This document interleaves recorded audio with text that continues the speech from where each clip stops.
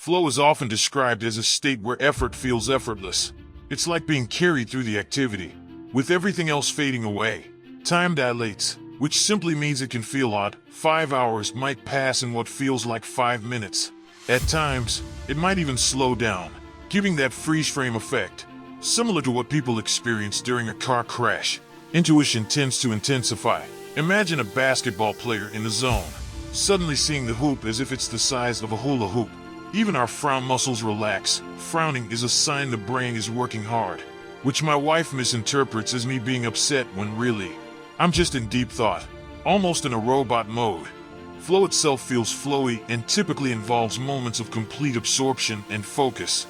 Everything outside the task fades away. Athletes, for instance, often talk about the voice, quick instructions like right, left, or do this, and following it instinctively to avoid mistakes or crashes.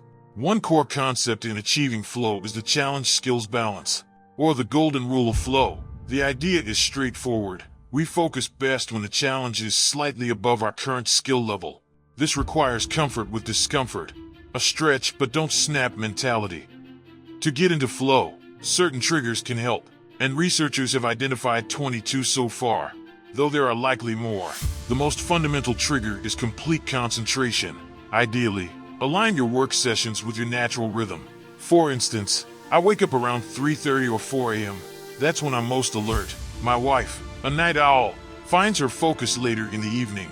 Aim to block out 90 to 120 minutes for undisturbed focus. Managing distractions by turning off notifications on your phone, email, and social media. One study showed that a distraction, like a text alert, can disrupt flow, potentially taking coders 15 minutes to get back, if they can at all. Flow only emerges when our attention is completely anchored in the present. Exploring flow triggers involves engaging with those that release dopamine, which enhances focus, alertness, and excitement. Dopamine can come from novelty, unpredictability, complexity, or awe. For example, looking at a vast night sky or the thrill of solving a puzzle provides a dopamine hit. Dopamine even boosts pattern recognition, explaining why success in puzzles often comes in streaks. Risk-taking, whether physical, social, emotional, or intellectual, also triggers dopamine, not as a reward but as a motivator. Motivation itself consists of 5 key intrinsic drivers, built in a specific sequence. The most basic is curiosity, which gives us effortless focus. Passion builds on curiosity, generating intense focus, like the fixation we experience when falling in love. Beyond passion is purpose, which, despite its altruistic appearance, is fundamentally self-centered from a performance perspective.